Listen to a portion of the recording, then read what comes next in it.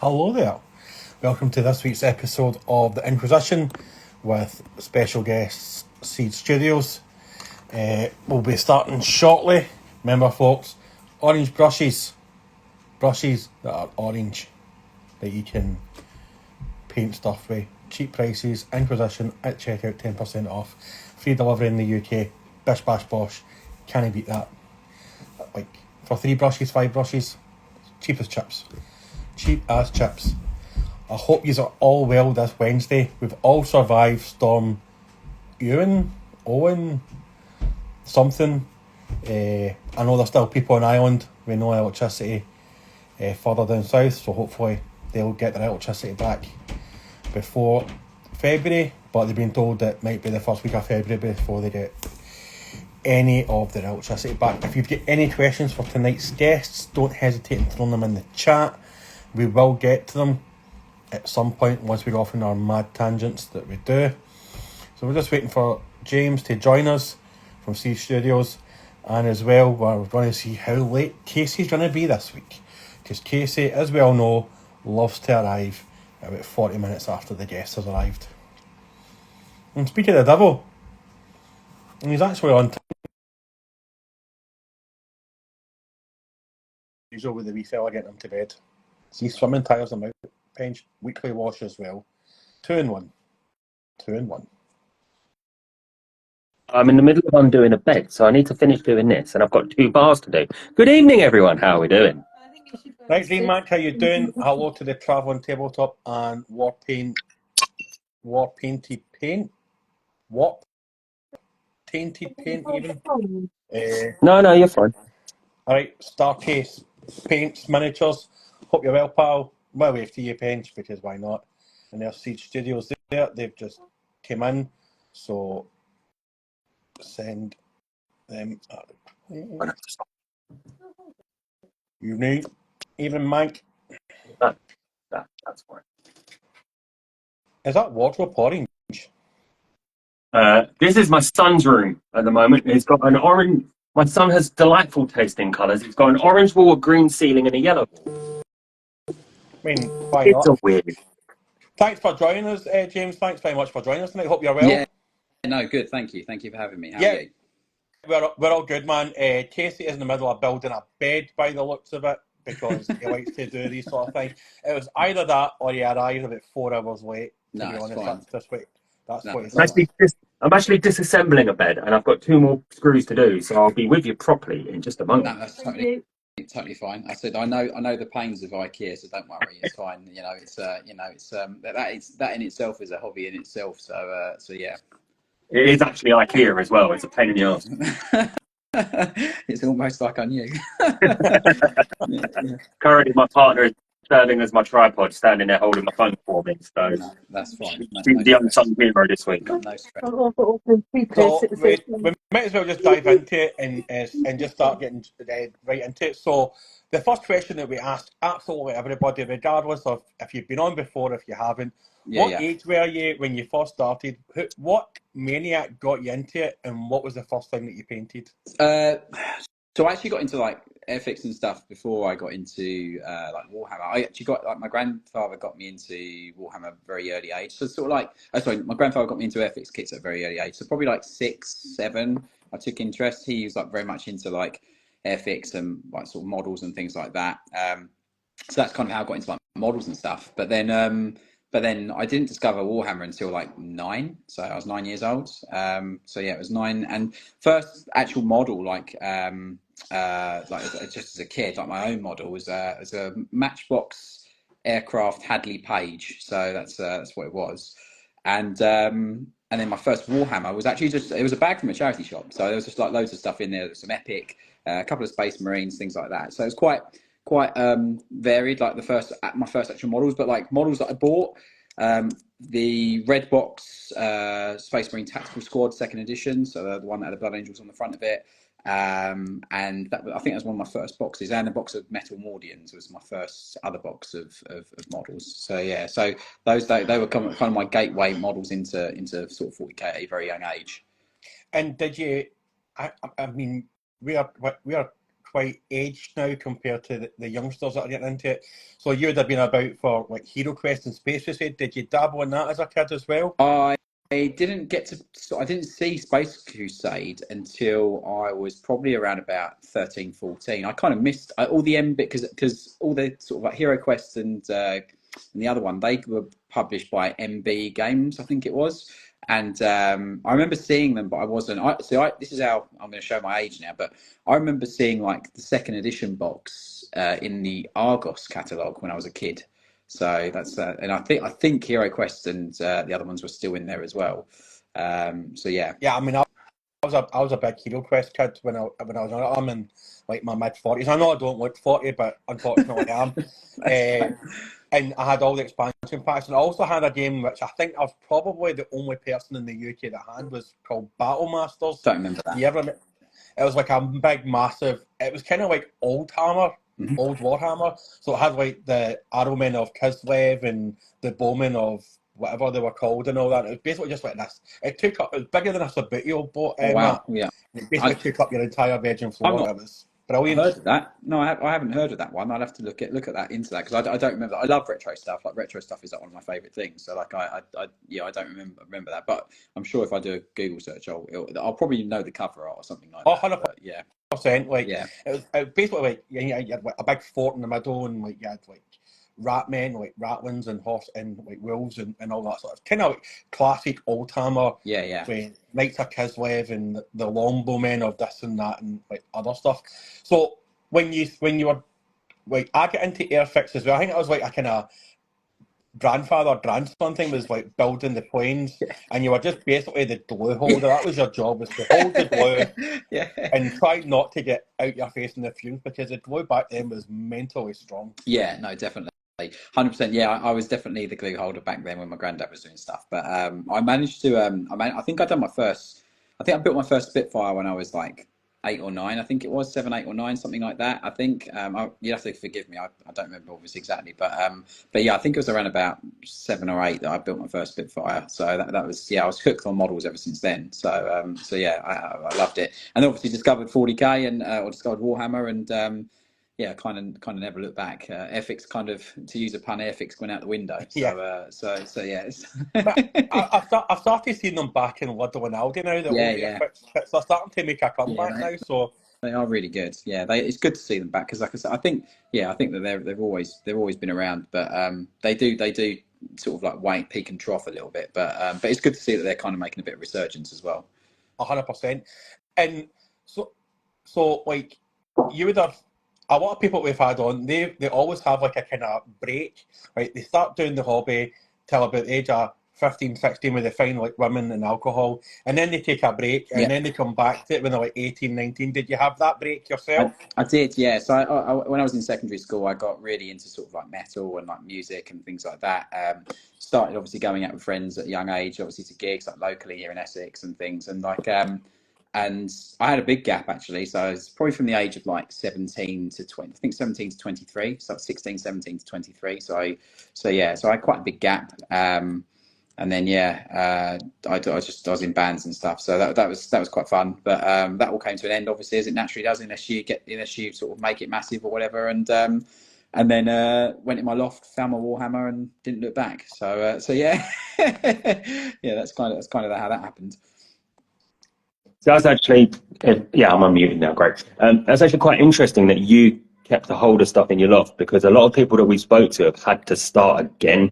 Yeah. And I'll admit, I'm one of those people. I look back at all my old stuff that I had and think, God, why did I ever throw that away? Yeah. So you still literally got everything from day dot up till now. Yeah, I did. Yeah, I kept, I think, I don't know whether I meant to or not, but like, I think like, I hadn't touched it obviously in years because of obviously all the things I was doing. I think my parents being the way they were, they just didn't throw it away. Like I've still, it sounds really silly, but like I've still got like my Lego from when I was a kid. Like I've still got all of that still. So like, so yeah, but definitely like, you know, like I'm glad they didn't, because it was really actually good, because I came back and opening that box the first time when I came back I moved back to my folks after being away for so long, like with music and stuff. Like it was really nice to bring back have those memories again of like when I'd done it as a kid, and like, it was just really, really good. So really nostalgic. So I kind of picked it up straight away because I was like, oh, I really used to enjoy this. And then obviously done the usual thing that you jump on the internet, and obviously so much had changed. There were loads of new models. I hadn't really kept up to date with Games Workshop while I was like in music and stuff that much. I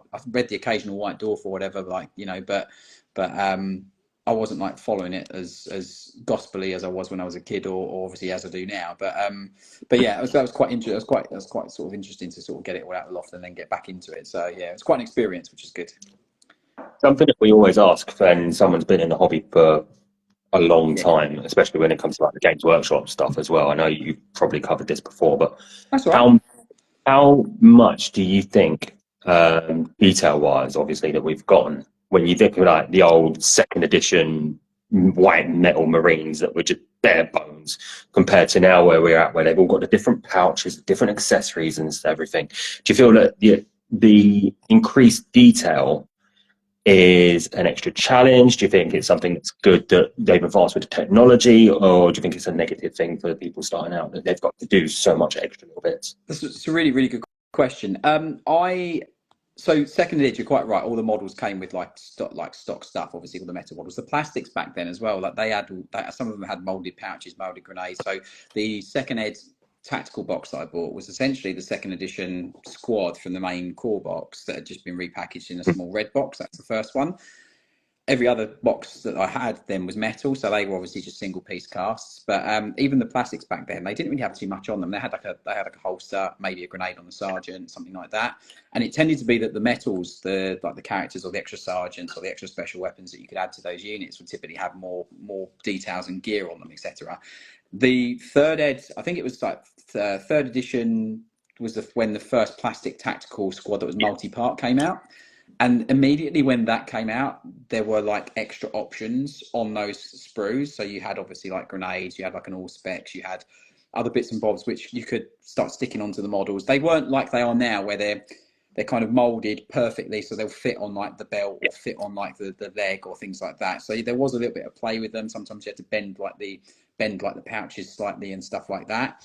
But I think the way that things have progressed is really good, actually, because I think obviously they're optional, like whether you want to put them on or not, and obviously if you want the extra labour when you're painting the miniatures to actually add those details, paint those details as well. I think it's good. Look, I'm not going to complain about the quality of the casts and stuff now, because they are truly exceptional. And even back in the day, like the first ever plastic or multi-part tactical squad was like, when you first got it compared to what was around previously, it was a huge step up, like huge step up in the sense of like just what you can do with it. Like like posing became like this crazy fun thing that you can do, because obviously they've got to have the ball and socket joint, obviously for leg and torso.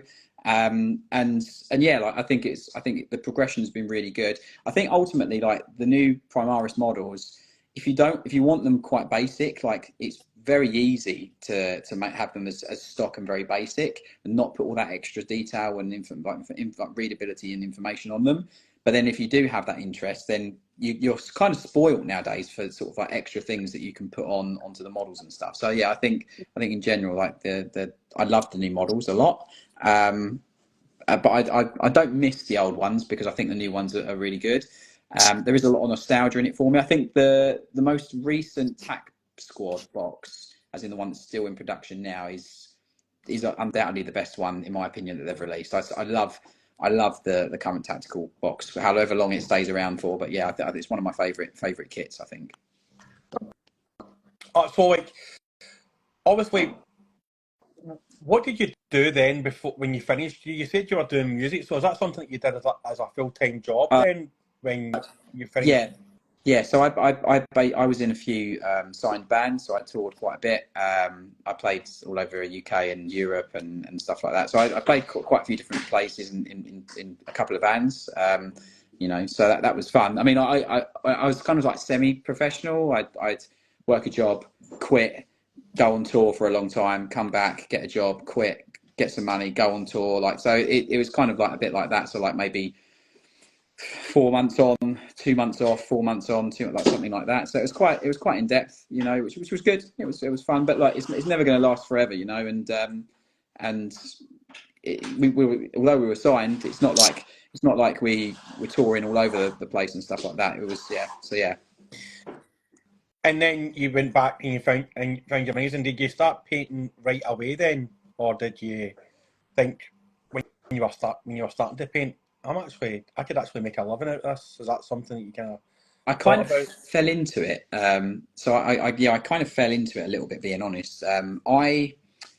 Even from a kid, like so from like the young age, I'd be like my parents, rather than, I don't know, buying me loads of toys and stuff like that. I'd like be painting in the back garden in the summer. I'd be painting like just on some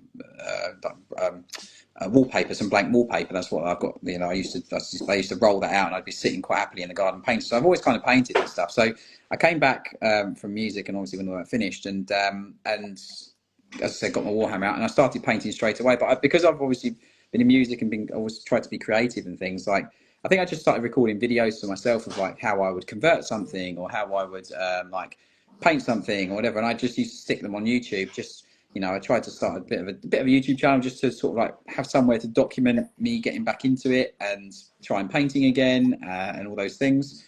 And I got approached by a couple of guys saying, "Oh, like we love what you're doing. Painting's really cool. Do you want to paint some commissions?" And I was completely oblivious and like ignorant to the commission painting scene and industry. And I thought, I didn't even think like you could get paid for painting Warhammer back then. So I was kind of like a bit of like, oh right, okay, this is the thing. And then started doing it, found out a bit more about it, and that's kind of how I got into it. And from when you stopped doing it, say it's 16, 17, and when you started picking the paint and the brushes back up, what would you say has been the biggest change? Is it paints or is it the actual brushes now? What would you say has been a bigger evolution? I think that, I mean, brushes back then, back second edition stuff like that, brushes back then was still really good. Like GW brushes were when I was a kid, like the red handle, blue handle brushes were like what I used all the time, and they were actually really, really good. Like I don't know, again, you can fact check me on this. I'm not 100% sure at all whatsoever, but I think some of the earlier red handle brushes potentially were Winsor Newtons, or they had a subsidiary company or something. I might be completely incorrect. I'm not 100% sure, but the quality of the bristles was still really good. So like they were still really, really good. They had good sort of snap. They obviously held shape really well. They were really great for detail work. But obviously newer brushes, newer technology, better sort of handle design, weight, the wood that's used for the nickel in the ferrule, all that kind of stuff. Like brushes obviously have come on quite a way, and obviously there's lots of different brands and stuff now. We're kind of spoiled by brands in the industry, being honest with you. There's so many, and yeah, like I still like a lot of the old paints. So like, I'm sitting here and I've got loads and loads of retro paint in front of me, but like that's because that's what I absolutely love, and that's what I paint a lot of my models with. Like, I'll show you a relic if you want, but like I've got a sealed blood red steel, you know what I mean? So like it's like, and like I'm into old paint quite a lot. That's kind of like my little niche of a niche collection kind of thing. I've hoarded old paint quite a bit. So paint has obviously come on leaps and bounds in the industry as well. Again, there's so many more brands now out there. It's not just Citadel or even Vallejo back in the day wasn't around. It was just Citadel. I used to, as a kid, you go into a Games Workshop or Warhammer shop, and you just use the paints that were in there, and like you wouldn't really know of other brands or things like that unless you've come from maybe painting tanks and things like that, and maybe you're familiar with certain brands, but then you were using enamels potentially or things like that. So yeah. I've seen it over the time I've done it. I've seen it change massively, and like obviously everything that's come about has improved the industry and improved stuff hugely. Part of me misses the past, part of me doesn't, so I'm kind of like in the middle a little bit. But yeah. Before I hand you over to Casey, what would be your favourite old school paint, and what would be your favourite new school paint? Great question. Right, so I don't even need to think for the old paint. There's two. One of them more so than the other. So I've got them here. Blood red's my favourite red. Always will be. Always has been. My other favourite old paint is Timbits. So I love Timbits. Yeah, it's one of my favourite old paints. New paint, I'll give you two because so Vallejo, the old Vallejo model colour 70950 black. This is one of my favourite black paints, other than Chaos Black. And then Ice Yellow. So Ice Yellow is my other favourite paint. They're probably like they're in my top 10. These 4 paints are in my top 10. Like, personally, totally my opinion, but they're my favourites. It's funny you mentioned the old red brushes because I've actually still got a hold of one. It's the old, really old starter brush. I found it at my mum's a couple of months back, and I was like, oh, I'm keeping that. It's battered. I think there's stuff in the ferrule of it, but you are right. They were built to last back then. I think they were nowadays, great, they were really, really. You could abuse them, and you didn't know anything about cleaning a brush properly back then. You would just dunk it in water, swirl it around, off you go again, and it would just crack on. With respect as well to the old school paints, please tell me you don't have a golden yellow, because I hated that colour so much. It was atrocious. You're quite right. Like I get a lot. I chat with a lot of guys in the office and studio and team and stuff, and like the old paints do get a lot of stick, and quite rightly so in some reasons, because the technology of paint wasn't as good back then, and like the coverage, there are coverage issues, but I'm not sort of like defending them in that nature, because they're quite bad. Like trying to put blood red on with a brush really smoothly is like a chore. It's like climbing Everest in nothing but like slippers, you know. Like, but like generally speaking, like if you put this stuff through the airbrush, it flows amazing and it covers really well. So I never think a paint is rubbish. I always think a paint is the tool for a certain job. How you choose it determines whether it's better or worse. If I was going to, like, the only paint I'll probably ever say that is terrible is the old ceramite white, and they don't make that anymore. It was like you could open it and it would vaporize instantly into chalk, you know. Whereas older paints, the saturation of the pigment is a lot greater in my opinion, and like you put blood red next to maybe Evil Sons, or you put it next to bloody red from Vallejo, and like the old stuff has got way more kick to it in the sense of like saturation, which is what I really love. I'm very much second edition. I love old vibrant colors. I love them being bright, you know, and that's kind of like what I've always tried to carry forward with painting, or my painting. And the coverage of the old ones wasn't the best, but you can just airbrush it on and it goes on amazingly, you know, and that's one of the things I really, really sort of like enjoy about them. So yeah. That actually leads me on to an interesting next point, I think, with respect to airbrushes generally, because again, when we all start off in this, we all get our little starter brushes, we all get our little starter pots, and we go for mental, and off we go. And I do dabble with some airbrushing. I've got just a cheap basic thing that does me for base coats and stuff. But do you feel that, as I think hobbyists, and again, I know this is something that you guys have always touched on your podcast and stuff, do you feel as hobbyists sometimes we're a bit put off by the airbrush when we shouldn't be? You know, we should be looking at it as it's another tool, add it to your arsenal. Yeah, it is. I mean, ultimately the airbrush is nothing but a glorified roller, but for miniatures. Like you wouldn't paint the wall with a hand brush in your house, do you know what I mean? You probably do the cutting in, which is like your fine detail brush or your brushes, but your airbrush does a lot of the slog of the work. My ethos with painting is very much like, don't sacrifice quality for time, if that makes sense. So like if a technique is really efficient for time and it doesn't sacrifice quality, then I'll use that technique and use that approach or that tool or that paint, whatever the case may be. If you're sacrificing quality for speed, then that's where I won't use that method, technique, tool, or whatever. And an airbrush does really give you that benefit of improved quality, as in thinness of layer and smoothness of application. And it also saves you time because you're not sitting there for ages base coating the color over the miniature with a brush, which increased friction because of multiple brush strokes and all that kind of stuff, leading to a more texture or rougher finish. So I would always advocate using one just to get the main color on. I mean, we use it probably as a company and just me individually. We probably use it for about 10-15% of the process just to get the main color on and probably varnish or something like that.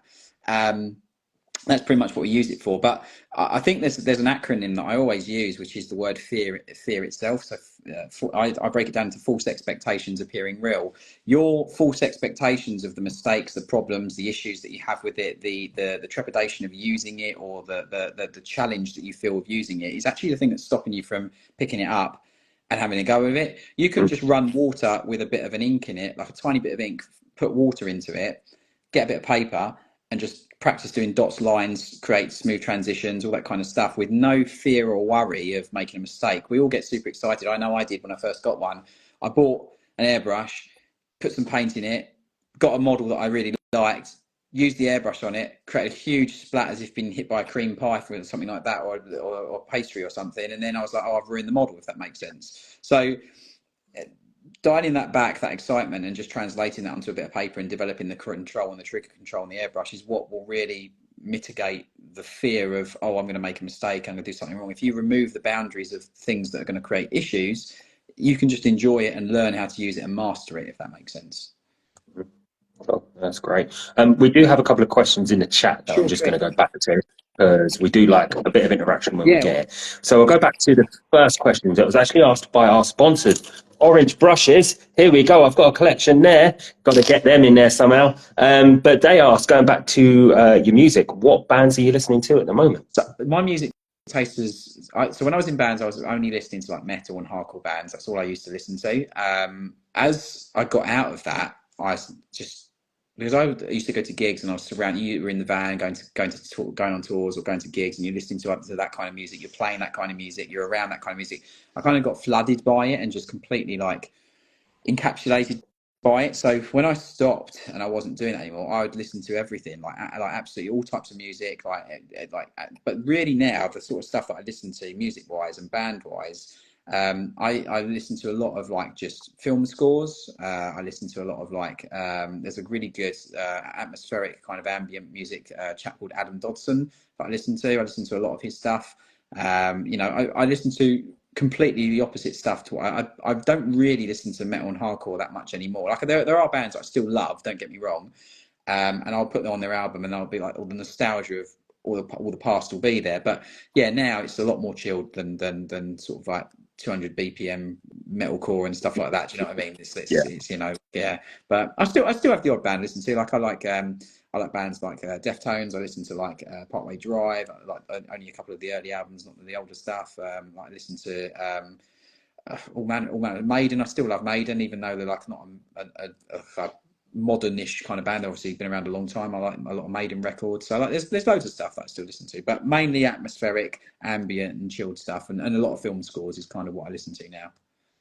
Cool. I've got two more to ask you from the chat, and then we'll go back on to our questions. Josh, aka Free Spires Gaming, 2024 Warhammer Hobby Hero, has asked, what is your favourite mini you've ever painted, and why that one? Yeah, that's really hard. There's been a lot.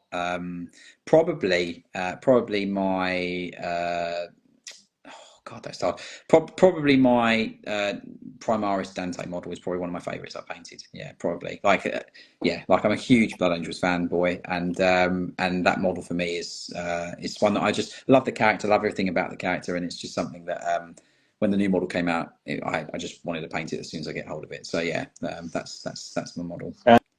And then we've also got Repaint, who asks, what is your least favourite faction in 40k to paint and why? So that's the same question, but spun the other way around. Do you know what? Like I put, not to plug it, but the episode that just went up, I always struggle with Eldar. I don't know why. Eldar for me, I love Eldar.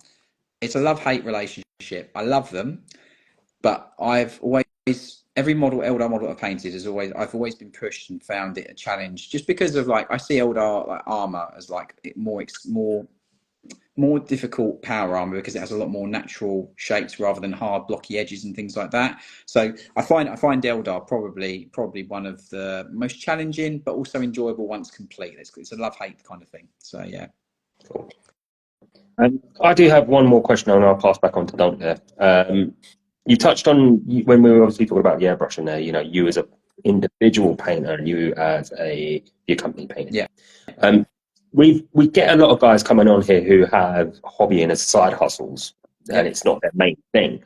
So for going for full time here, how do you deal with getting the balance between hobbying for yourself and hobbying for a living? And does it ever feel like it can suck the enjoyment out of it, that what you do for fun is your job, and most people hate their jobs? So does it ever get to the point where you're like, oh, for God's sake, I've got to paint something again? It's a hard question. It's a great question. It's a hard answer because me personally, I don't want it to sound bad. I don't see what I do as work because I enjoy it that much. And I think when you're in that position, you're very privileged, and I get up every day and get to see cool stuff, talk to people about cool stuff, help people make cool decisions about what they want to do with their project.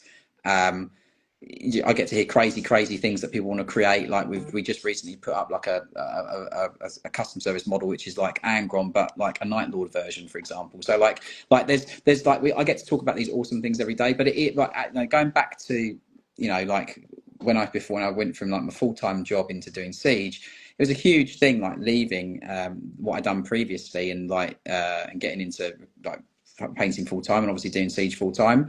I had it as a side thing, like a lot of people do, for quite a few years. I think it was about 2 or 3 years. It wasn't my decision actually to jump. I actually was kind of put in that decision because of circumstances in my work. I got mucked around a little bit in my recruitment role that I was in. And I just thought that, you know, I've got nothing really to lose. You know, I've got 30 days holiday and I'll just jump in and see what happens. I knew how it was doing, obviously, in and around a full-time working job, and I just thought, look, if I put all the hours that I can into it, where can it go? And that's kind of like what happened. But it is hard. I do totally take my hat off there. Like when you're on your own and you're doing it on your own, and you're not part of something like Siege or whatever, like it is hard. You have to juggle loads of things, wear so many hats, and time is only finite. You know what I mean? And it's difficult. You know, it is really difficult, and you just have to slog your way through, and you know, and that's just the way that you have to do it, if you follow me. Yeah. And do you feel that, I mean, we had Rock Minis on yesterday, and he does 3D printing full time now. He's one of the few people that I actually follow back because he's a 3D printer. Do you feel as though, when I was asked him this question, that because of how good 3D printers have came, that he got the kind of honeypot of when to go full time?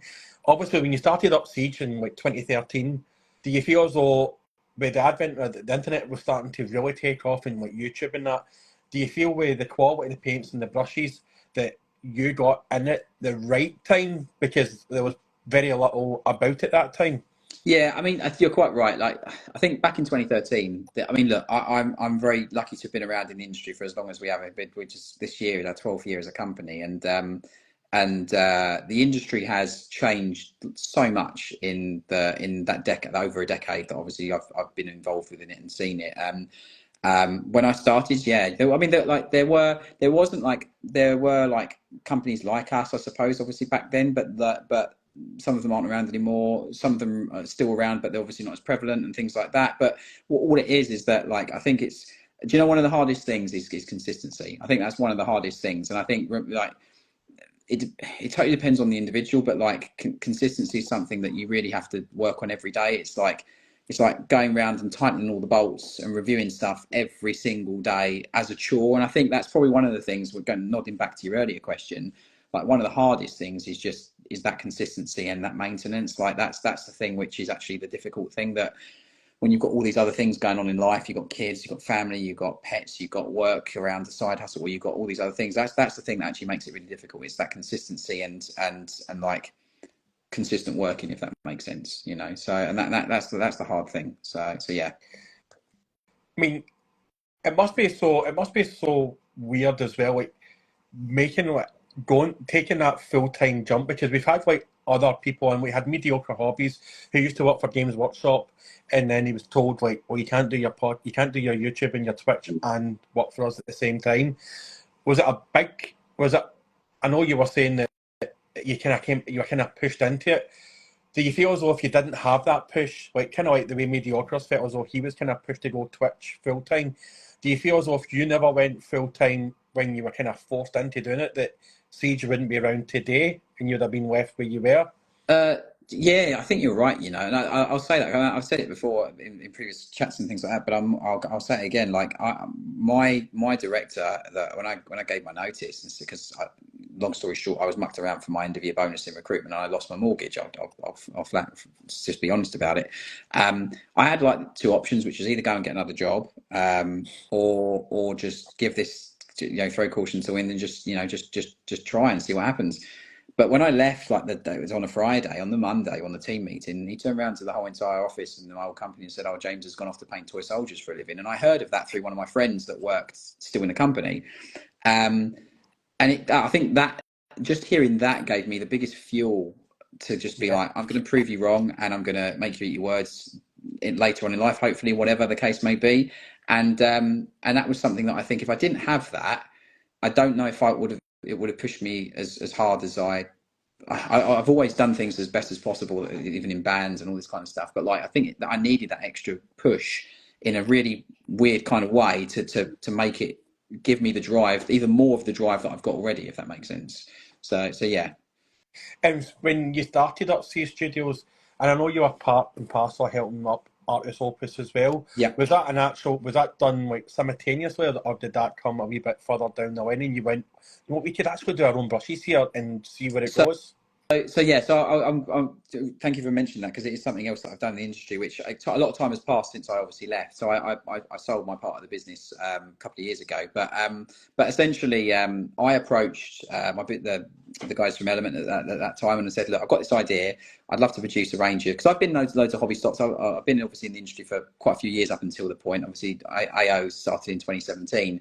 So for about 4 or 5 years, I'd noticed that like getting brushes in like really good high quality paint brushes in like your friendly local gaming store or like places was quite difficult. Like there was only a couple of different manufacturers. You had Citadel, you maybe had some Army Painter ones, but there wasn't like an offering of like a really reputable, well-made sort of like designed brush. So we kind of came together. I didn't have like the retail knowledge of the industry, obviously, because I had a service-based business, not a retail industry. So I had the idea for the range.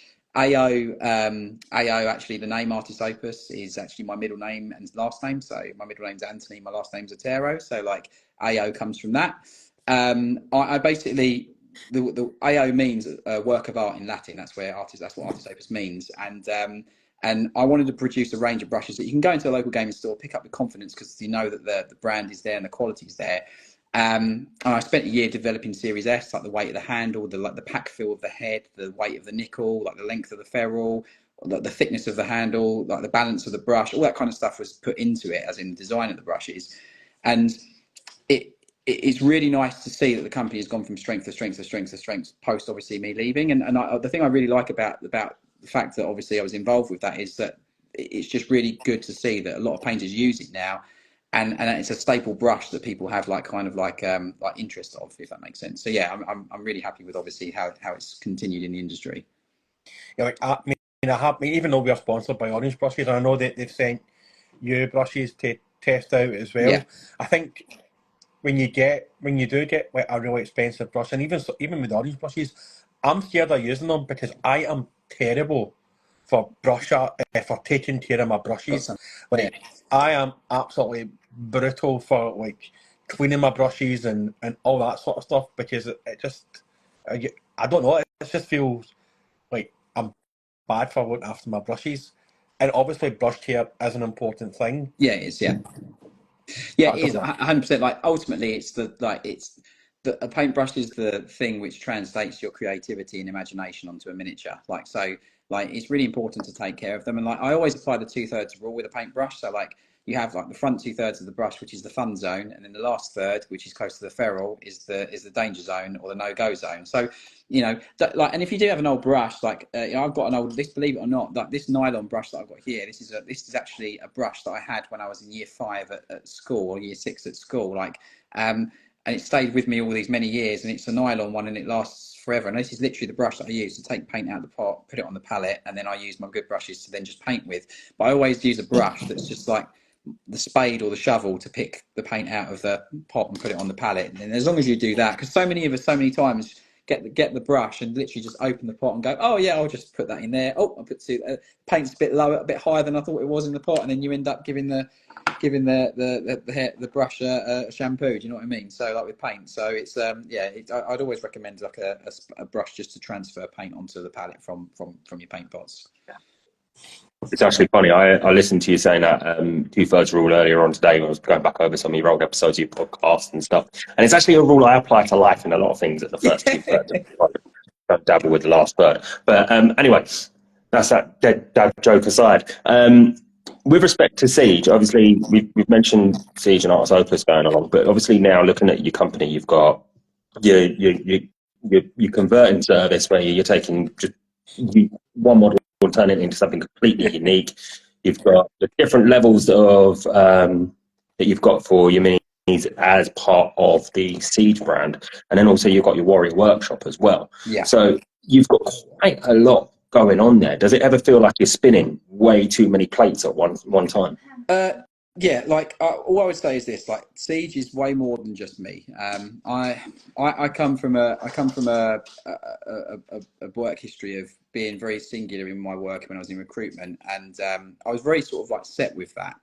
When Siege started, it grew to a point, obviously, with me doing painting and doing things 360. But the moment that the workload and capacity was more than I could handle, with everything from video and photographing, packing models, dealing with clients, doing emails, the moment it goes past me, in the sense of like what I can do, it's not just me anymore. And like there's the Siege is way more than that now. Like we have a full office team, like with obviously operations manager, I've got a financial director, I've got a person in stores, I've got a person, people that internally paint, I've got a media department with people that are in the so like what you see of Siege, obviously I know I do a lot of the visual stuff on the socials, a lot of videos, like Joe, George, myself obviously do paint perspective as well. So like that, Siege isn't just me, and I really, really want to convey that. Like, I massively value everyone in the company for everything they do and everything they contribute to the business. Because past the point of it being me able to do everything, if I didn't have them and if they weren't part of this thing, I always say this as a joke, this saying, but like I'm not much of a Tau fan, but the culture within Siege is very much for the greater good, and I really mean that. It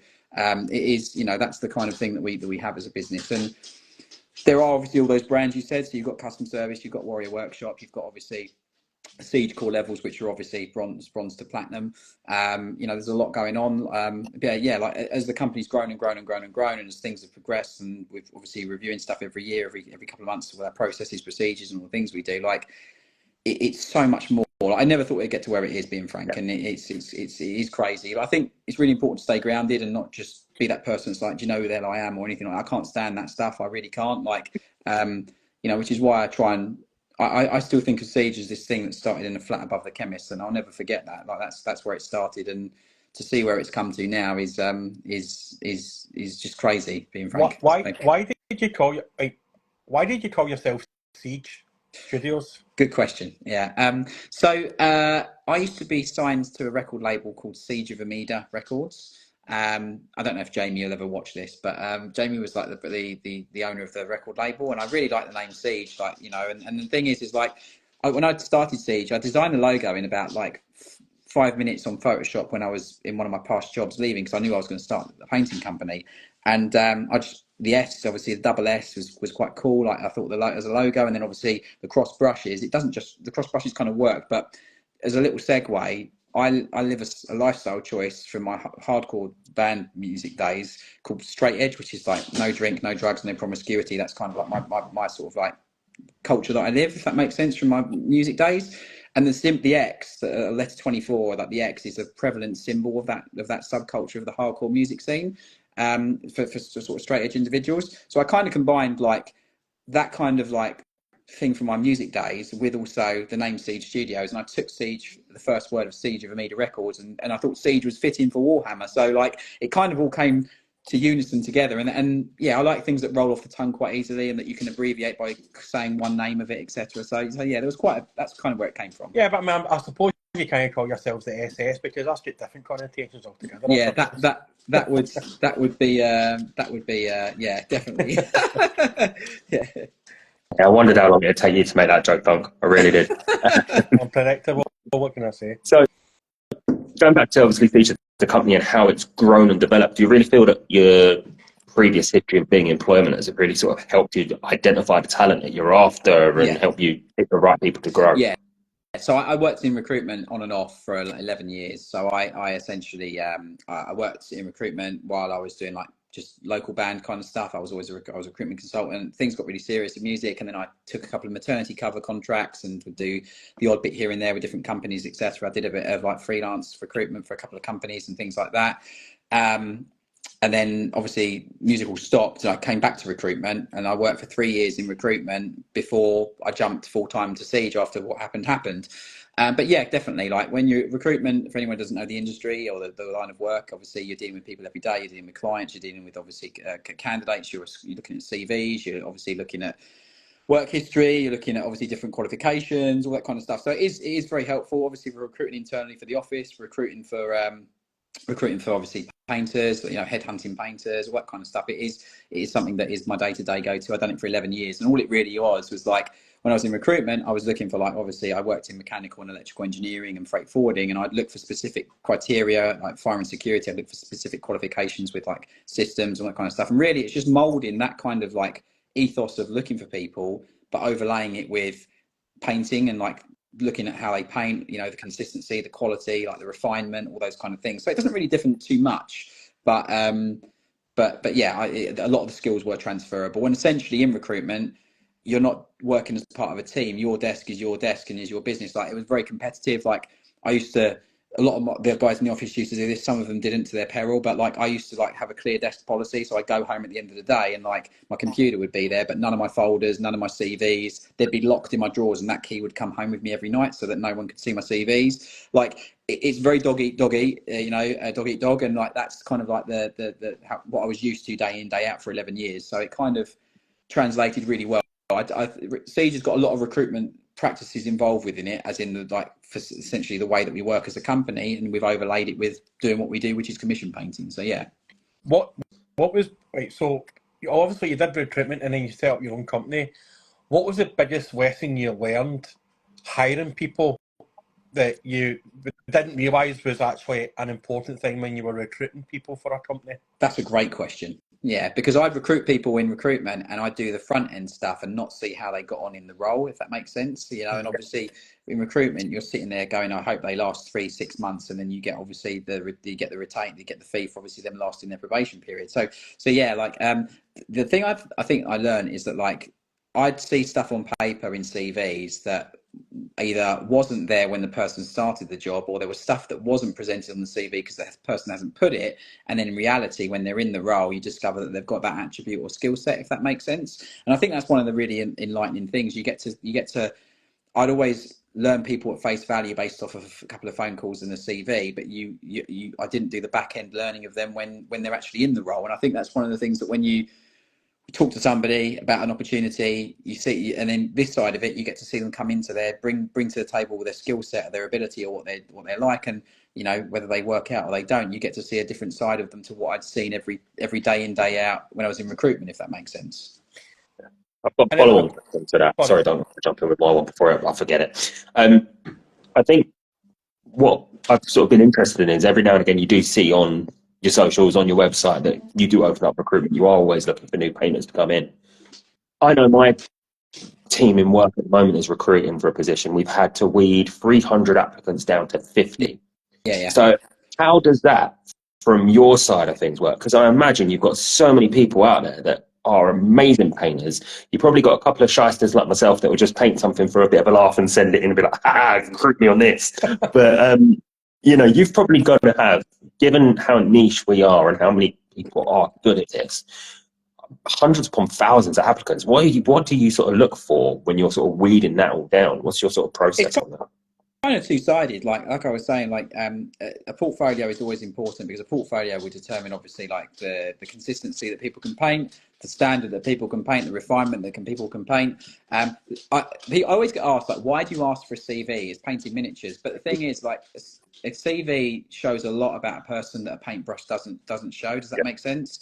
And it's like, it's really important that you could have an amazing painter that's really proficient, really consistent, that can do small projects, large projects, etc. fully, but their communication might not be very good, or you know, the way that their emails might not be very good, or like their tardiness, and can they get something in on deadline might not be very good. So a CV helps by seeing like longevity in role, like, you know, have they moved around jobs a lot often, you know, they stick at something, are they dedicated, have they got any extra qualifications which would, you know, have they stuck at a university degree, are they stuck at extracurricular kind of stuff? Like, it tells you a lot more, and I think that still has relevance to painting miniatures. And just the other side, I always say the skill and ability of a painter is very important, obviously, for what we do, but the person behind the brush and what they bring to the table as well is just as important. We do get all manner of applications, obviously, being in the position we are, and very privileged to be that we're in the industry. I never shoot people down and say, oh, you're never going to be good enough or anything like that. I think that's quite harsh, but like we actually have various entry points into the business, you know, whether you're someone who's trying to see if you're good enough, whether you're someone that's quite proficient, or whether you're someone that's had previous experience and maybe working for, heavy metal, or you've worked for another games company or kind of stuff. We've got loads of different entry points that allow you to kind of like come into the business. I recently, in 24, I set up the Siege Academy. So the academy is actually a training environment where we train people who are interested in commission painting to train, improve, and join the business as a commission painter. You know, and we do that over a 3 to 6 month period, depending on the applicant. And that's something that's gone from strength to strength. We've had some really successful applicants that have come on board. Their painting wasn't maybe at the standard we needed, and through that period and through that academy and through the sort of test projects and stuff that we do, they've then become really, really proficient. You know, like we try and have an entry point into business for various different areas, so that we give maximum opportunity to people. Because I'm a firm believer in development and training and giving people opportunity, and it's something that's ultimately, for the position that we're in the industry, I feel morally obligated to help develop and grow that part of the industry. That's kind of like how I feel about it. And just one question before we go on to the real questions of the inquisition, right?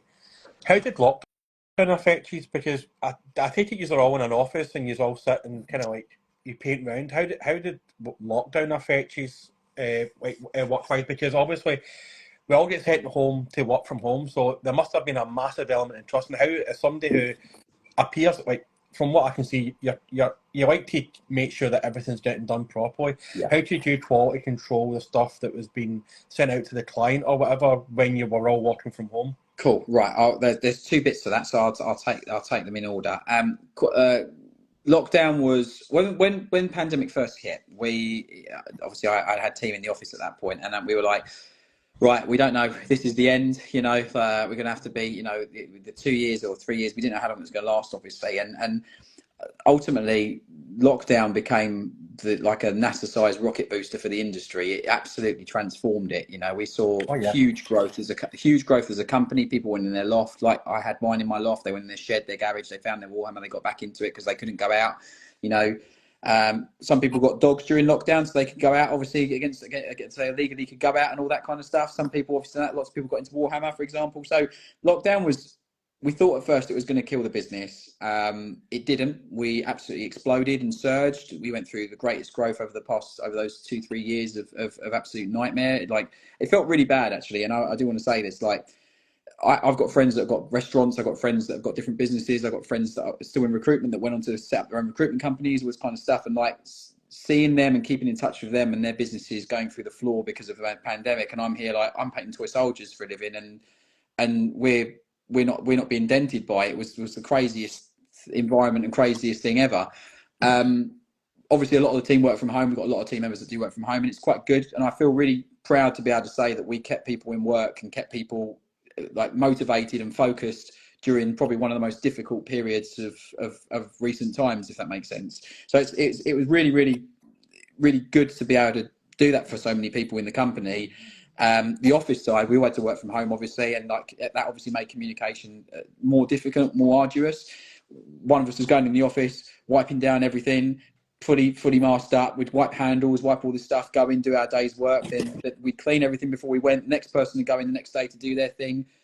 Postage had to drop to 1 day a week. I think other than the postman and maybe my next door neighbour, they're the only two people that I saw for like nearly 2 years, you know. So it was, you know, it was a really, really crazy time. I nearly went nuts, obviously, living on my own at the time, and my other half, I got her to move down because I was like, I just need someone to need some sanity. Do you know what I mean? So it was a crazy period. So yeah, I feel good that we could do so much for so many people in the company through that difficult time, and at the same time we could give all our clients a bit of happiness receiving something nice when they can't do anything else, if that makes sense. So yeah, it was crazy, but good for us, bad for a lot of people, and I don't want to take away from that because it was a horrendous period for everybody, you know. And regarding the other part of your question, so quality and stuff, I always say this, like, look, the commission painting industry, we've been in it for over a decade. It is still to this day the Wild West, you know. Like, it's a really weird amalgamation of a hobby, which a lot of people see it as,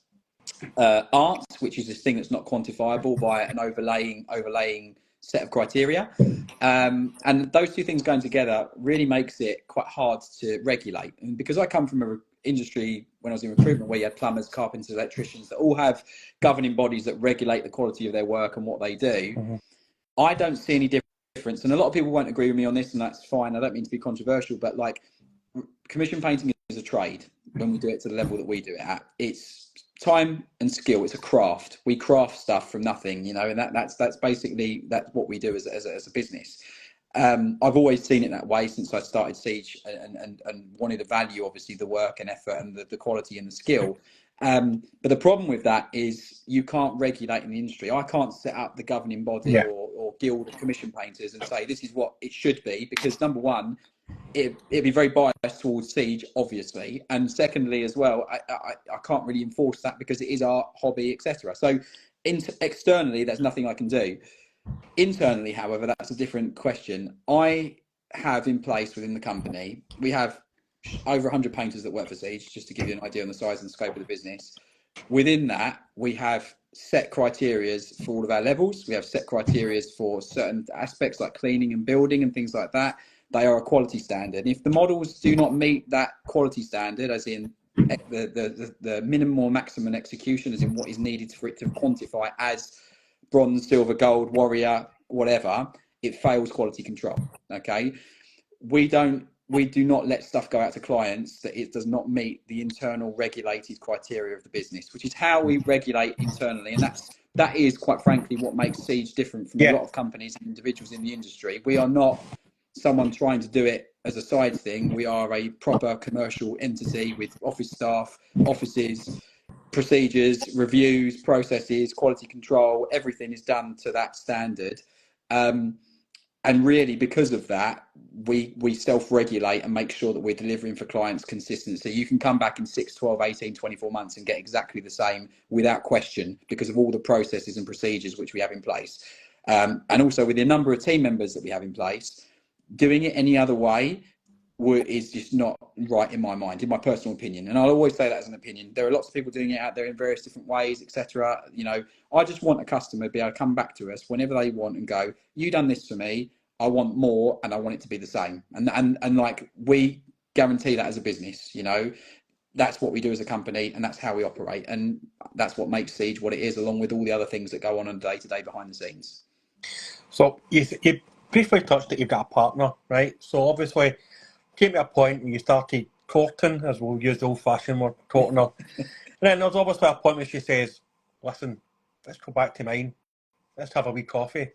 At what point did you start slowly introducing the plastic tractor? Did you just leave it there and just for her to discover, or was it just like you'd maybe leave it a bolt pistol here and a sword there, and before you knew it? Yeah, I think the whole Warhammer question is very much like ripping off a plaster. It's better to just get it done sooner than later. And obviously, when I first started talking to my partner, I obviously the question is, what do you do for a living, etc. And I just made it quite clear as soon as possible. I think that's the best way to do it, essentially.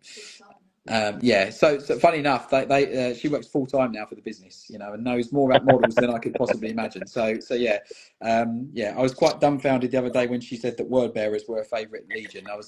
She nearly got put out the door. So yeah. So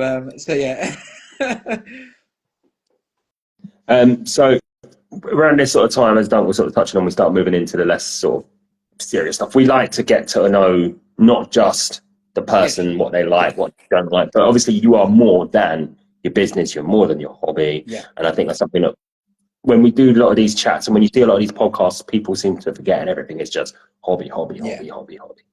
So you touched on obviously the fact that you were in a band previously. Do you find it you still venture back to music when you're in your own downtime? Do you still twinkle an instrument or anything? No, do you know what? My guitars have been packed away for probably about 13 years, something like that. I came back. I was into music. I enjoyed playing. I enjoyed being on stage. I enjoyed the live shows, all the stuff that comes with it, all the ups and downs, loading out from the venue in the rain, you know, all that kind of stuff. Late night drives, eating service station food for weeks on end was horrendous for you, like all that kind of stuff. Like, but no, not really. I haven't picked up a guitar in about 13 years, and like. A lot of people say, "Oh, how can you go from doing what you done in bands and stuff like that, and all the things you've done, and achieved with bands and stuff like that, and then just never touch it again?" And it's like, I felt like I closed the chapter on that part of my life, you know, and like I enjoyed it. I had a great time. It was really fun, but like I don't need to revisit it. I don't think. I think that's, you know, and like, am I saying now that I'll probably never pick it up ever again in my lifetime in the years I got left? Maybe not, you know, but you never know. I wouldn't say it's done, but yeah, I being honest, like I like I'm the only other thing I've got. I'm very sad because I'm super passionate about the industry and painting and miniatures, and it is, you know, but I'm in my spare time I do a lot of dog training, and I've got two dogs that I do a lot of stuff work with. I've got two Dobermans that I do a lot of training with. You know, and I really like my other half has got a horse as well, so like obviously she's heavily involved with that, but you know, you can't train a horse to do stuff that dogs do, obviously, but like yeah, I do a lot of dog training and a lot of like dog obedience and sort of like stuff like that. That is kind of like, that has kind of like become my hobby when my hobby has become my work, but my work doesn't feel like work. It's a bit of a weird one, but yeah. It's interesting you touch on dogs, because I know Doug's recently got a new puppy, and I know he'll be full of questions about dogs Yeah. for you in a minute. But as part of my work, I've actually visited a police dog training centre, and obviously they're training them for very particular things. But how have you found dog training to be as a hobby? Because it can be, I imagine, quite frustrating, but also really rewarding. Yeah, you have to be very stubborn, especially with Dobermans, because they are probably one of the most stubborn dogs on the planet. It is all about looking at the indications from the dog that it's all about attention and eye contact, like rewarding that attention and eye contact. The moment that you reward it, the dog learns that giving an eye contact or giving attention is rewarded with food. And the moment you break, you like a classic example is like a silly little thing is the food bowl. I don't feed my dogs in a bowl. I literally hand feed them, because what happens is I've got to the point whereby if you don't agree, obviously, with that type of feeding thing, like I feed raw, so raw food to my dogs. As soon as they give you eye contact, you reward that with giving them some food from the hand. And what happens is they associate looking with reward, so they are constantly giving you attention. A bowl, they focus on the bowl, and that's the delivery method for food. And sometimes that's where people get bitten, because they put their hand near the bowl, because there's like a defensiveness for where the food comes from, etc. So like the moment that you remove that bowl and just hand feed, kibble is a bit of a nightmare, feeding kibble, because it's obviously you've got to wet it sometimes, that kind of stuff, which is why a mix maybe, or raw is, in my opinion, the better way to go. But the moment you remove that, you get way more drive and a focus and attention from the dog, which means training is actually a lot easier, because they will do anything to get that hand reward of food, if that makes sense. So yeah, so that's kind of like, I love seeing the progression. It's almost like teaching someone to paint. Like I love seeing that moment when the dog goes, I understand now what you mean by that, and then they're constantly doing it, and they do that even more now because they want the reward. Does that make sense?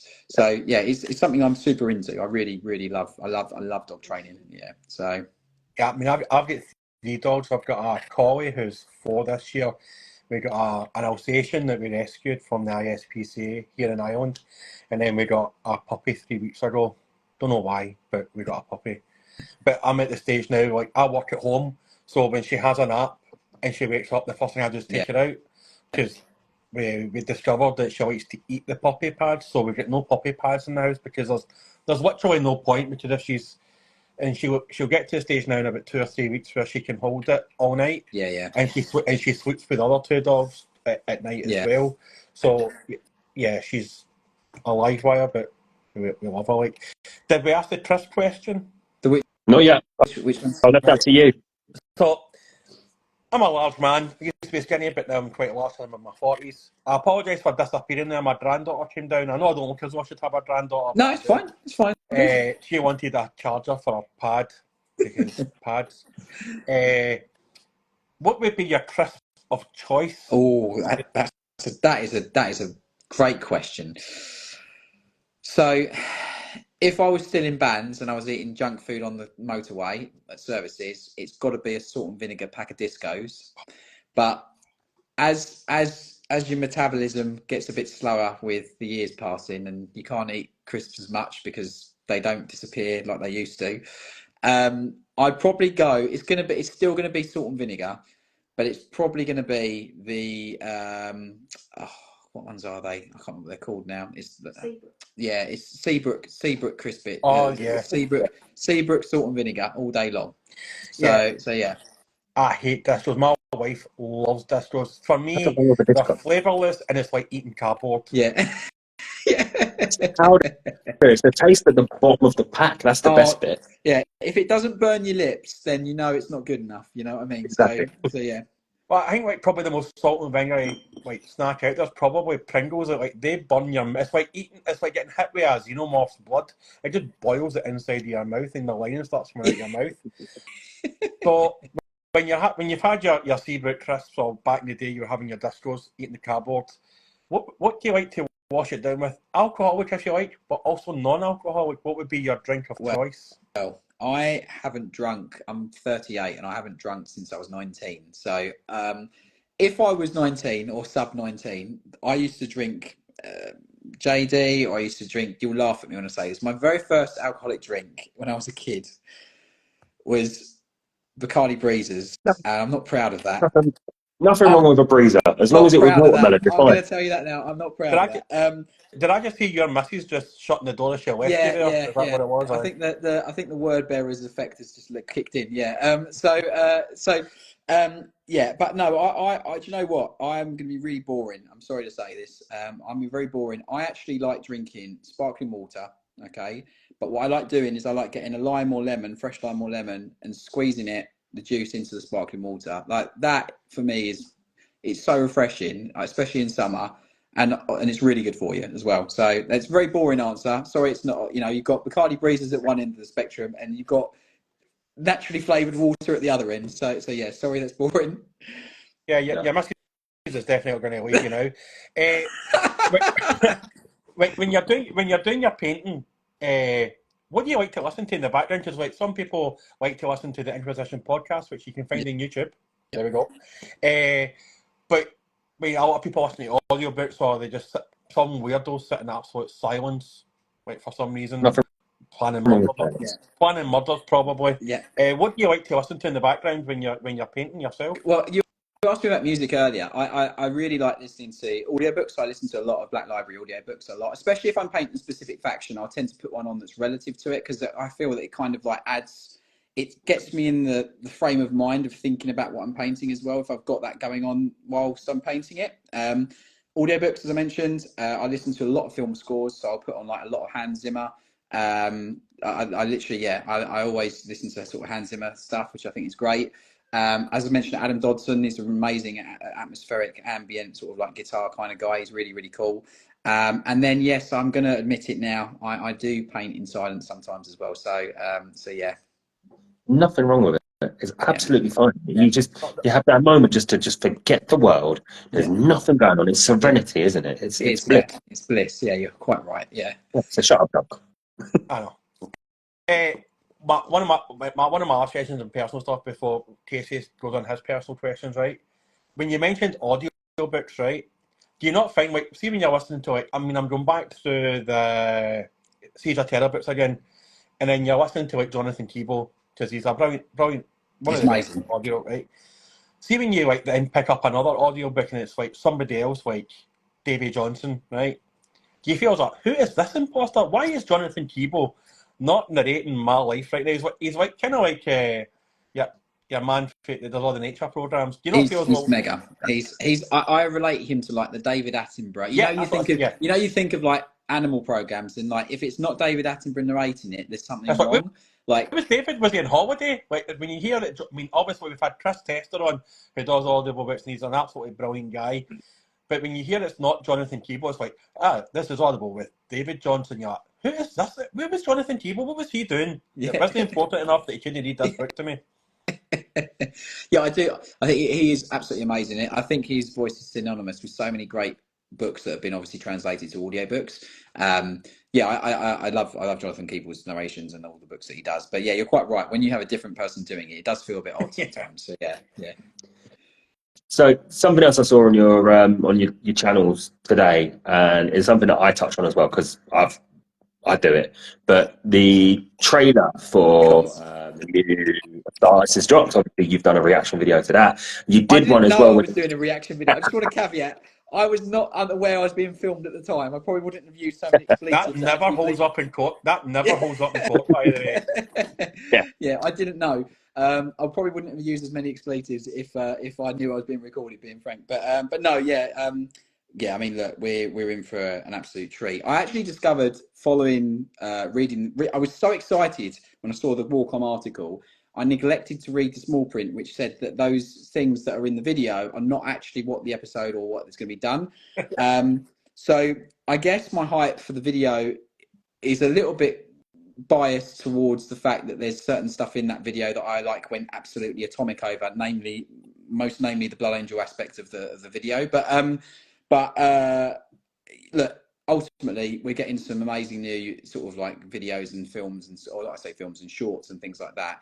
You can't go wrong. I've been wanting this for as long as I can remember, seeing Space Marines move, really how they move, like the Predator firing its gun, you know, all that. I've been waiting for the day that I can go down to the cinema and watch a 40k film in the cinema, and things like this, and obviously all the stuff that's going on, the stuff on Amazon and all that kind of stuff. It just brings that fanboy childhood dream a millimeter closer every time a new thing comes out, and I think that's why I went so nuts with it. Is because I was like, it's just incredible, you know. And I'm super passionate about the industry, super passionate about obviously the lore and the IP and the narrative and all that kind of stuff, and like just seeing it come to life now as I get older is just amazing. Yeah. You know? So yeah. I was going to touch on the Amazon as well, because I did enjoy that secret level episode on a personal level. I thought it looked sick. But the as well, Space Marine 2, because it's like you say, it's growing up as from a kid, you've got this thing, you paint it and you think in your head, what would this look like? And now all of a sudden we're seeing what they would want it to look like as well, like all the Warhammer Plus series is, you know, to you, does it feel like a great time to be in this hobby? I said a couple of years ago, like at the tail end of the pandemic, I was chatting to, I think it was Kirioth on his channel, and he was like, how do you think like this is going to be like in the next couple of years? And I literally said it then. I said like this is basically going to be the golden age, the golden era of like Warhammer and like 40k and like and like tabletop gaming, because of all these things that are happening.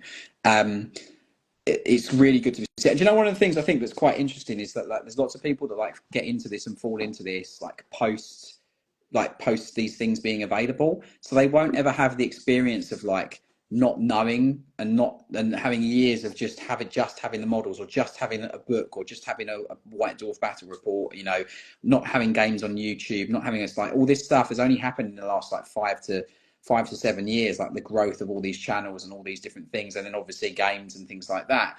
So it's really interesting, like to have the demographic in the community be like half that haven't experienced that, and half that have and have seen this thing that they love gradually come to life. Does that make sense? So it's really interesting. But I do mean it, like we are seriously in the golden age of 40k and like Warhammer and tabletop gaming. Like it's finally cool to talk about it to people, you know, like you don't have to hide, you know, take a spare bag to your Games Workshop and put your Games Workshop bag in your spare bag to walk back home, you know, like it's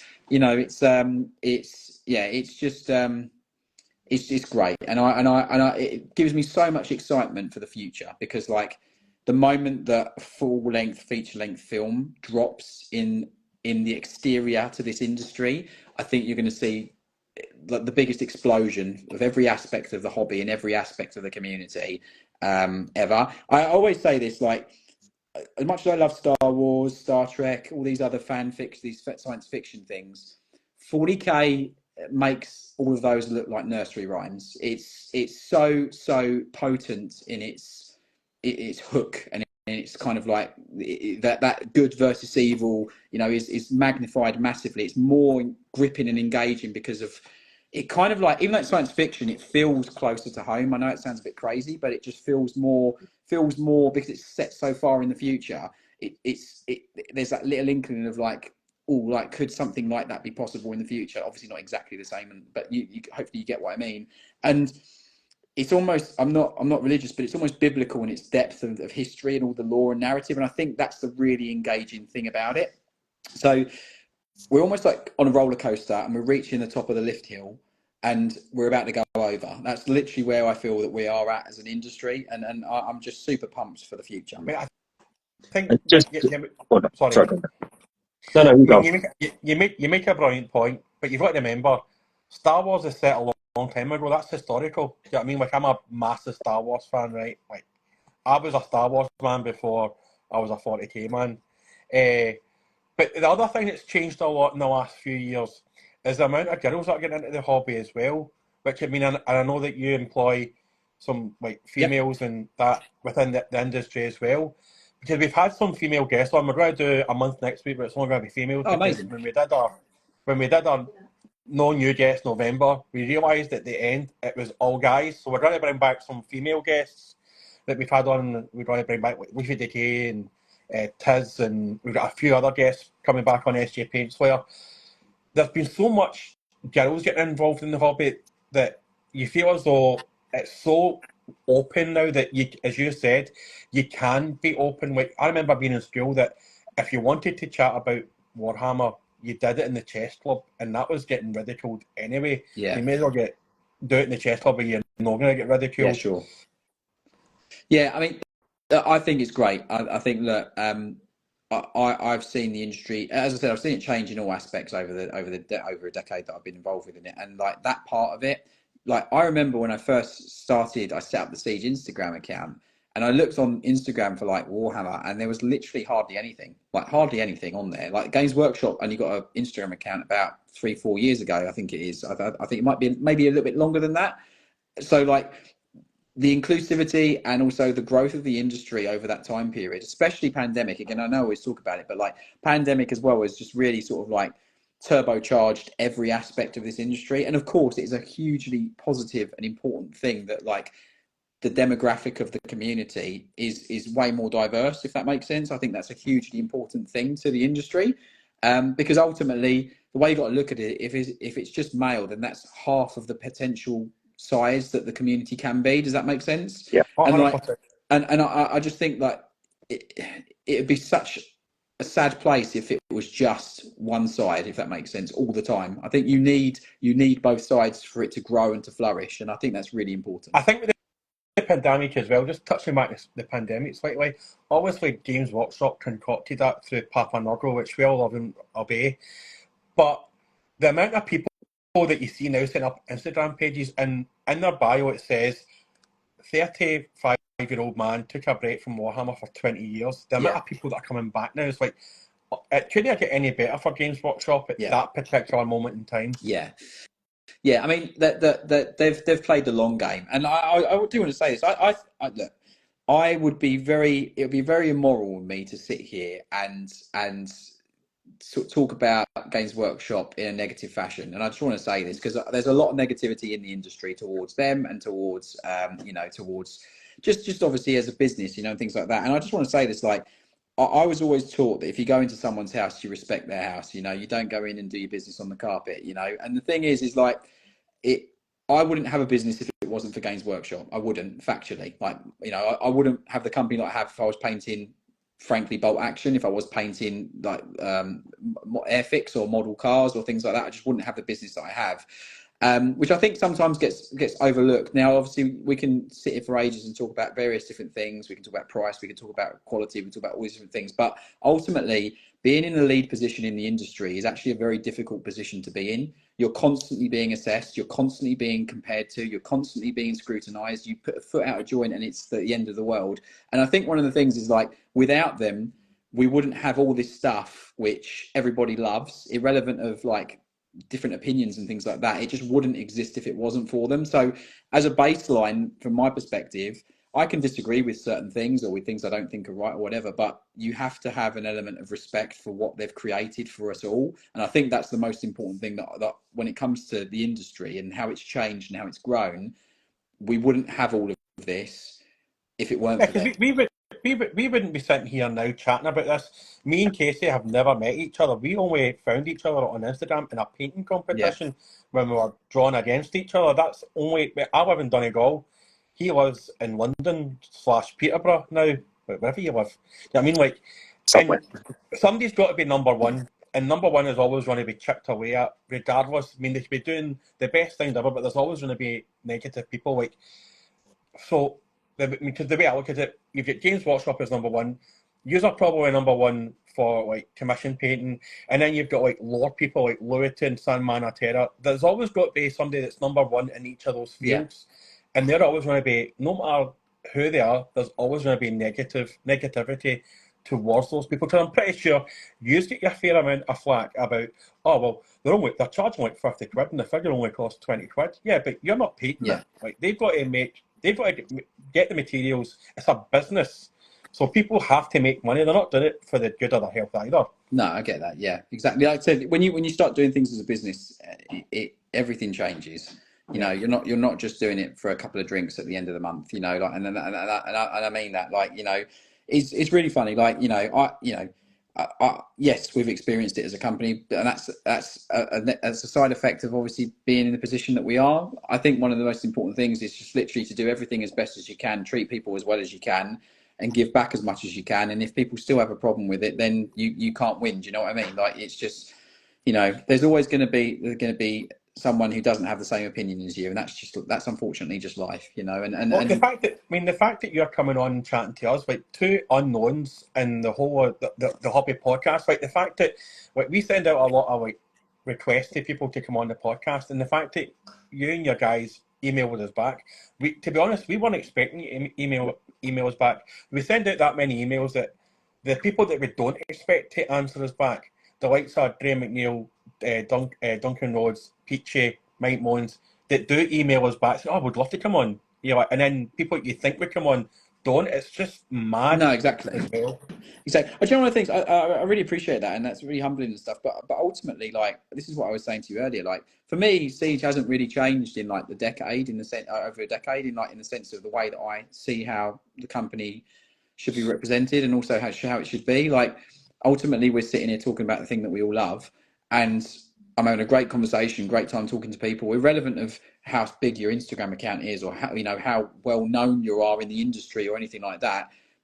I think the onus is actually on those that are in a more prevalent position to. We always talk about community and always talk about giving back and all this kind of stuff. I would be. It's really immoral, in my opinion, to not be in that position and not give a helping hand, and I'd be really hypocritical if I didn't. And I think the reason for that, I've mentioned this on many times before. In the early days of Siege, I painted some stuff for Matt and Dave at Mini Wargaming, sent the models off, thought nothing about it, didn't know who their channel was or who they are.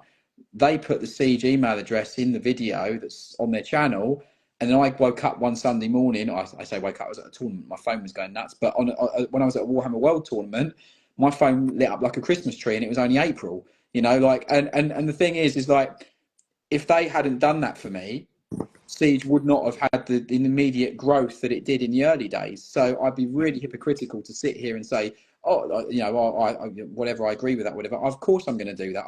I've gone on more podcasts and chats and videos and channels and stuff like that, not because obviously that I get to talk about the thing that I do and the thing that we are, etc. But I also get to use that, my platform, to then give light to other people, and the name of Siege gets used to then get clicks or likes or whatever the case may be. So it's very hypocritical if I did that. Do you know what I mean? And like, ultimately, I'm just a guy that set up a business in an industry 12 years ago. I've slogged it for 12 years with the rest of the team and everybody in the company, and we've got to a point where we are a household name that hopefully has a good reputation. And that's really kind of like all that I've done. I've just worked hard. Like, that doesn't make me better or worse than anyone. Do you know what I mean? And like, I can sit and whether I know you or not, I'll still sit here and talk about 8-foot giant bolter wielding space marines blowing the head out of aliens. You know, it doesn't really matter. You know, like, that we have that in common, and that's more important than the amount of followers you've got. You know, being frank. So yeah. Thanks very much. No, we do appreciate that, because it's like Doug says, the amount of work sometimes we put into this. We've been doing it for over a year. It's a little labour of love for us. It's something that we have a little bit of fun with. So when people like yourself answer back and give us the time of day, we're over the moon. No, so it is always it's mega. It's been great chat. Like, honestly, it's been great. Like, and like, yeah, like, you know, I'm more than happy to do it again in the future whenever you can put up with an ear bashing from me. You know, and yeah, like, yeah. We will definitely take you up on that. Don't worry about that. There was something I want to go back and touch on that you just sort of raised in that little point there, where, you know, you're sort of saying that it is thanks to Games Workshop that really you're in the position you're in. obviously looking at your channels and everything, I appreciate 40k is always going to be the one that brings the money in because everyone prefers, like you were saying, the 8 foot lunatic in all the armor shooting heads off from like God knows what range. But do you look at other systems out there and sort of wish sometimes that people would approach you and say, "Oh, I've got this World War II army, or I've got this trench crusade thing I want to do. I've got this AOS idea. Can you help me out?" And do you really want to feel like sometimes you, as much as your bread and butter is 40k, and you don't want to bite the hand that feeds you, that sometimes you wish you'd get a bit more something else in the door? It is, yeah. I would say, like, percentage wise of what we do, 40k is king, and it's because obviously the popularity is because obviously what people like. It really pains me, being honest with you, because there are so many other games that we get asked. We've been in business over, I said, 12 years, and like we still get asked. I probably, if I had a pound for every time we get asked, do you paint this? Do you paint this? I see you paint a lot of 40k. Do you paint this? Do you paint this? Will you paint Infinity? Will you paint Malifaux? Will you paint Kingdom Death? Will you paint Trench Crusade? Will you paint, like, we're a painting business. We'll paint anything. Like, that's just what we are, what we do, who we are, you know. But yeah, I'd love to do that. If someone asked us to paint Airfix kits, I'd be overjoyed. My granddad, Ernie, if he's listening now, up in heaven, wherever he is, he'd be like, paint me a Spitfire. You know what I mean? Like, yeah, we'll paint anything, and like, I would love to get more stuff like that, you know. And ultimately, all those different game systems are just different demographics to us to have business within, if that makes sense. Like, again, I know you're nodding back to it, but like, if heaven forbid that like GW has something happen in the future and 40k goes the way of the dodo, like, where are we going to be? Do you know what I mean? Like, and that's the thing. Like, but yeah, I'd love to paint more of other systems. We just paint what we get asked to paint, and ultimately, if it's a thing that most people like, then I suppose we just paint that. You know, I'd probably say of our business, probably like 90% of our business is 40k. Like, we do Age of Sigmar. I as much as I love 40k, I think Age of Sigmar models are the design aspect of them is even crazier and better than 40k, just because there's a bit. The lore of 40k is kind of a double-edged sword. It's phenomenal because it hooks people fall in love with it, and they get so passionate about it. Okay, but also the moment you steer away from it, it's like, oh, that's not right. Which I get. I always call 40k like historic. It's like science fiction historical modeling. You're doing a science fiction thing, but it has the intricacy and the lore and narrative, and the Ultramarines are blue, Blood Angels are red, Dark Angels are green.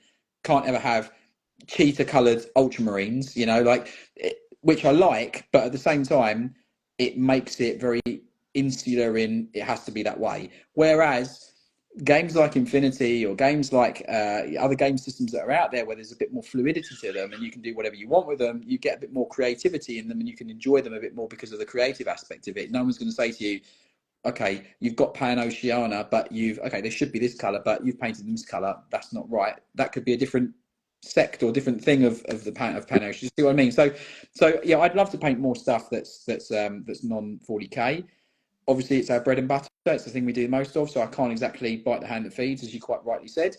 But yeah, we'll paint anything, and we will enjoy doing it. You know, you put any kind of World War II tank in front of me and say, paint me that to make it look realistic. I'll gladly do that. You know, yeah. So yeah, hopefully that kind of answers that one for you. On that does answer. That's brilliant. But on that, what has been, and this is something I'm always interested in hearing, what has been the wildest request you've got? God. Something that you've just looked at and thought, yeah, I ain't touching that with a barge pole. I can't say the thing that we got asked to paint. Okay, I can't say the thing that we got asked to paint. But what I can say is, over the years, we've had some very crazy and funny projects. We've had multiple phases of a bacon-themed Space Marine army. We've had Goth Celestines. We've had Space Marine Primaris captains after Harry Potter. We've had we've had loads of stuff out there that is just absolutely like nuts. We had a custom service barbecue diorama with Vulcan Hestan barbecuing some Tyranids, Termagants, some Gaunts and stuff like that. Like, we've done some absolutely crazy things that when we first got them, it's like, oh my God, that's nuts. And then when we've done it, we've been like, actually, that's pretty funny. you know, like, oh, that's amazing. Like, for example, the Angron we've done recently, like one of the CS team done this amazing Angron revisiting as a Night Lord esque kind of demon prince, which is just really cool. So yeah, we've done some crazy stuff. So yeah, I think the Yeah, one that stood out for me was your the wedding bit that you did. I yeah, thought that was yeah. really The cool wedding and really topper, yeah, intricate done. yeah. Do you know? And that's the really kind of cool thing. It's like we get to do that amazing piece.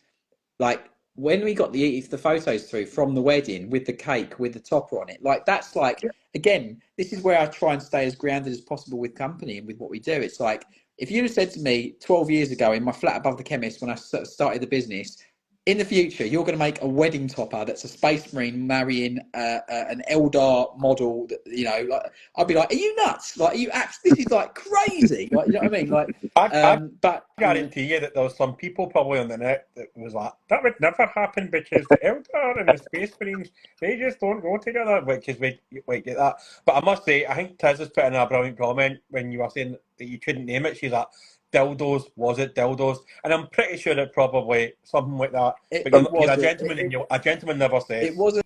It wasn't that. I can confirm that it wasn't that. But all I would say is that yeah, it's something that I can't, for obvious reasons, I can't talk about. But yeah, let's put it this way: we get lots and lots of inquiries on a weekly, monthly basis, and some of them just obviously out of professionalism we can't work on. Being frank, you know, it's just it is what it is. So yeah. And do you think that's going to potentially get worse with the Emperor's Children coming out now? You, That's a great question. got to ask that. Yeah, I mean, like the Emperor's Children, the Slanesh. I think that obviously GW have done a good thing of toning down what Slanesh is over the years. You know, like the original Demonettes were, let's put it that way, they were what they were. Yep. Yeah, I think that they've done a great job of what they've done with them, and I think like, I think they're really exciting. I think it's something fresh. It's the first sort of like full range refresh with like something that's not, it's really not had. They had like a box back in the day, like an upgrade pack, and that's what they Yeah. had.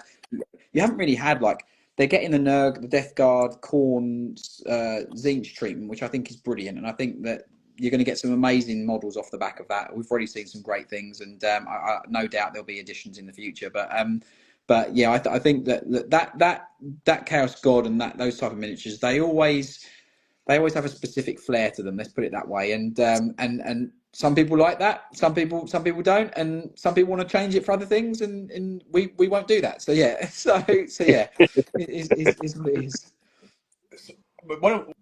Probably one of my last questions, because I know time's It's all ticking good. on, and yeah, Mrs. is probably at the train station going back to wherever she was when she found out about the That's sparkling fine. water. What was I going to ask? Right. Yeah. That's good though. Do you see Siege going overseas? Do you see yourself like perhaps doing a franchise over the States? Because obviously with LVO and all the stuff that goes over in America, everything's bigger is better. Do you see yourself perhaps branching out there or at any time in the That's a good future? question. And it's probably a question that you probably get asked. Now, we probably ask a lot of questions that you ask, but we always try and ask questions that you don't get asked. No, So, that's good. but, You've done some amazing questions. Honestly, it's been great. Like that, like even if it's been asked before, I always try and find the best way of answering it so it's fresh for people and it gives a different take on stuff. And look, we already have a couple of team members that paint in the States for the company, just to obviously confirm that now. And like we done an advert for US painters a while back. I started this company as something for me to do, and then it obviously became a monster. And like with all my experience of being in recruitment and things I've done corporately and commercially in the past, I would be crazy to have spent over a decade building this thing to then try and restrict it at a certain point, if that makes sense. It's something that I want to do, but it's something that needs to be done right to match the way that we are as a company in the industry and the way that we deliver things for clients. You know, if we were to do it, we would need a like for like office and studio in the States with the exact same type of team members that work in the office in the UK. It wouldn't just be some guy in a bedroom running it, and that's not how it is. We would literally need to duplicate all the things that go on day to day, but in another office. That's the only way as a company professionally to deliver the same service with no mitigation in quality in any aspect, be it communication, be it quality of service, be it quality of miniatures, be it the experience and everything. I wouldn't want to do it half cooked, let's put it that way. And until we can confidently go, we're doing this, we won't do it. but when the time comes, definitely. So yeah, that is something that I do want to do, and it's not just US; it's probably mainland Europe as well. So yeah. And another question, right? And this has just popped into my head, and I think it's an absolutely brilliant question. So I apologise now because it's probably a terrible question, right? When you're setting up the business, right? I like watching Dragon's Den, right? Were you ever approached, or did you ever have the idea of going on Dragon's Den to maybe push yourself? Because obviously, with Reggie Sauce, they were approached by BBC, and I think that would be an absolute brilliant episode to go, right, here's my pitch, guys, £50,000, 5% of my business, and then for these so-called experts to kind of destroy your business, but you know what your business is. Did anybody ever approach you, or did you ever have that idea about going on Dragon's Den or anything like that? Do you know what it was? I think you asked a good question earlier, which is obviously about what happened with when I left my full-time role. I think because of what happened and because of the situation that I was put in, it made me want to do it even more my own, and it gave me the fuel to want to do it. Plus, also the industry, as I mentioned, was very different over 10 years ago, and like asking somebody to invest into a business that paints miniatures for people back then, it still had it's Warhammer kind of thing. Does that make sense? So like, yeah. I don't think it would have had the reception that maybe potentially now it would. Like now would probably be something that yeah. But ultimately, like there's loads of stuff that over the decade or so that we've been doing this, that we've refined, improved, made sure it works best. The way it does things. As a business, as an entity, it's not something that I just click my fingers and it was perfect from the start, you know. And Siege, look, this sounds crazy me saying it as the owner of the business, and I'm very black and white and very on the level, but like there's still things daily that we look at and go, we need to improve that needs to be better. We need to tighten the bolt here, oil this, fix this, do this, you know, etc., to make the company better moving forward. I don't want to rest on our laurels, and I don't want to just get complacent because we've reached X position in the industry or we're at X size, if that makes sense. So yeah, it's not really kind of like how we work, but yeah, I think back in the day we've been laughed at. Nowadays maybe it's something that could be a thing, but you'd need to approach it with a tried and tested model, because the model behind the actual work is half of it, if not more, if that makes sense. Like painting the models is a lot of work, obviously, and it is a huge part of what we do. Managing everything, staying on top of everything, making sure that projects are flow properly, that they're serviced properly, they get support that's required, all that kind of stuff is actually a vast part of it, you know. So yeah, so hopefully that kind of answers it. I'm sorry, I'm going to jump in again, Pence, right? Another question that I was going to ask earlier on, and it totally slipped my mind. Has that, and I'm assuming the answer to this is going to be yes. But have you ever like done a commission for somebody, and then the next time they're on the Golden Demon, and you're going, hey, cheeky bastard? No, we haven't. That I think the thing is, because first things first is we obviously massively document everything that we do as a business, both visually and visual photography and obviously video. That's the first thing. I think the one thing that safeguards us a bit is obviously just social media now in general, like the internet for the industry. Like stuff is seen everywhere, obviously on Instagram and stuff. We put loads up that we obviously do as a business. We put as much as physically possible. Yeah, I mean, I try to get to the bottom of your Instagram to try and take a picture of your very first thing that you posted, but you've got over 10,000 posts. So I actually fell asleep halfway through. I'm so sorry.